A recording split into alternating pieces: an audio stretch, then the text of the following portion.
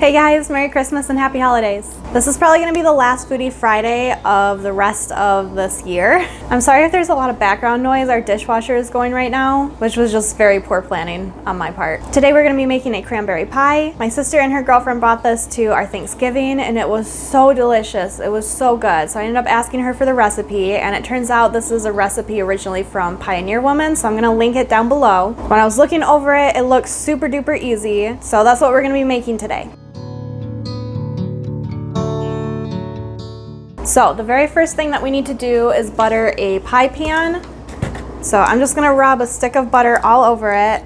I'm super excited for this. I'm actually making this dish for our Christmas party tomorrow, which means I'm not gonna be able to try it in front of you guys like I normally do. And you're just gonna have to be okay with that. You're just gonna have to trust me that I have already tried this and definitely recommend it. And the recipe said generously, so I'm trying to be as generous with this as possible. Next, we need to add 2 generous cups of cranberries. I'm gonna rinse these real quick.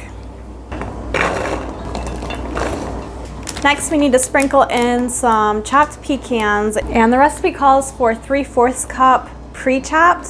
So you measure it and then you chop it. I'm just gonna use this package, which is a 1/2 cup of already chopped pecans. I usually view recipes as general suggestions. I almost used my teeth and then I remembered I was making this for other people.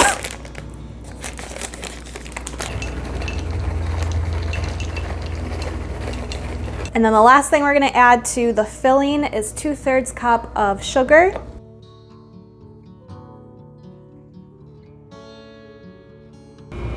That's all sugar. Now I have a separate mixing bowl here, which I just melted 1 whole stick of butter. And to this, we're gonna be adding 1 full cup of sugar, 1 full cup of flour, 2 eggs,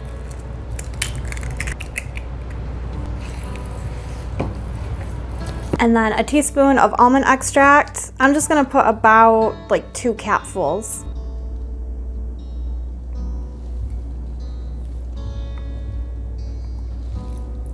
And then of course, as with every dessert, we're gonna add just a sprinkle of salt to help bring out the sweetness.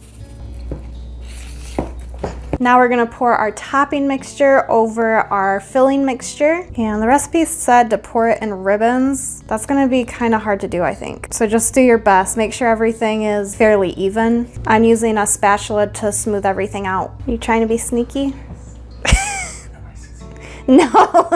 All right guys, and that's it. That was a hard part. The only thing we have left to do is to bake this bad boy. So I've just preheated my oven to 350 degrees and this bad boy is gonna bake for quite a while. So 45 to 50 minutes. So I'm gonna do that and I'll see you guys in like an hour. The pie is just about done baking, but there's one last thing that we're gonna do before it finishes. So the last 5 minutes, we're gonna add in a tablespoon of sugar right on top. And that's gonna add a little bit of crunch to the pie and it looks so great. It makes it look really good. So here's our finished pie.